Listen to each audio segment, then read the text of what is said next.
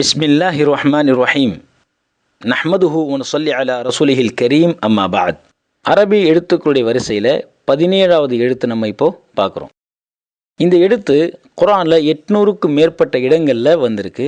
இந்த எழுத்தினுடைய வடிவம் ஷேப் எப்படி இருக்கும் அப்படின்னா, இதுக்கு முன்னாடி நம்ம பார்த்தோமே தா, அதே போல தான் இருக்கும். சின்ன வித்தியாசம், இதுக்கு மேலே ஒரே ஒரு நுக்தா, அதாவது ஒரே ஒரு புள்ளி மட்டும் இருக்கும். இந்த எழுத்துக்கு லோ என்பதாக சொல்லப்படும். அதாவது தமிழில் சொல்கிறதா இருந்தால் இந்த மாதிரி லோ என்று சொல்லலாம், அல்லது இங்கிலீஷில் எல்ஓ அப்படின்னு சொல்லலாம். ஸோ இதனுடைய எக்ஸாக்ட் உச்சரிப்பை நம்ம தமிழ்லையோ அல்லது இங்கிலீஷ்லேயோ சொல்ல முடியாது. அதனால தான் இதை சிகப்பு கலரில் கொடுத்துருக்கோம். இந்த ரெட் கலரில் எத்தனை லெட்டர்ஸ் இதில் இருக்குதோ அந்த எல்லா எழுத்தையுமே எக்ஸாக்டாக நம்மளால் தமிழ்லையோ அல்லது இங்கிலீஷ்லேயோ டிரான்ஸ்லிட்ரேஷன், அதாவது ஒலிபெயர்ப்பு செய்ய முடியாது அப்படிங்கிறத புரிந்து கொள்வதற்காக வேண்டி தான் ரெட் கலரில் கொடுத்துருக்குறோம்.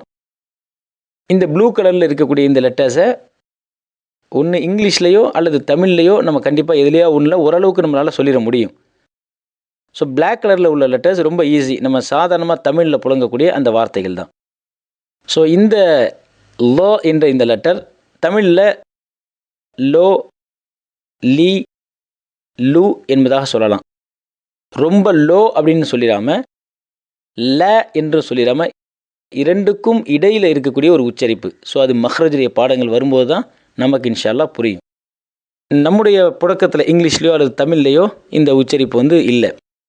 குர்ஆனில் துல்ம் என்று சொல்லும்போது து து து, ஸாலிம் என்று சொல்லும்போது தா தா தா, மத்லூம் என்று சொல்லும்போது இல் இல். துஹர், லொஹர்னு நம்ம சொல்லுவோம், லொஹர் தொழுகை,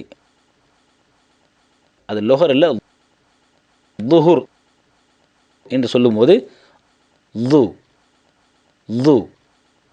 ஸோ இந்த எழுத்தினுடைய வடிவமும் இதனுடைய உச்சரிப்பையும் நல்லா பார்த்து மனசில் நல்லா பதிய வைங்க. உச்சரிப்பை ப்ராக்டிஸ் பண்ணுங்கள். இது வரைக்கும் நம்ம குர்ஆனே ஓதி கற்றுக்கொள்ளலை அல்லது கற்றுக்கொண்டோம் மறந்துட்டோம் அல்லது இன்னும் கொஞ்சம் நல்ல குவாலிட்டியாக நம்ம தெரிஞ்சுக்கொள்ளணும் என்பதற்காக வேண்டி தான் www.learnislam.in என்ற வெப்சைட் துவங்கப்பட்டிருக்கு. குர்ஆன் மட்டும் அல்லாமல் இன்னும் மார்க்கத்தினுடைய ஏனைய விஷயங்களும் எளிமையான முறையில் எல்லோருக்கும் புரிந்து கொள்ளக்கூடிய அளவில் சின்ன சின்ன வீடியோ கிளிப்பாக பாடங்கள் நடத்தப்படுது.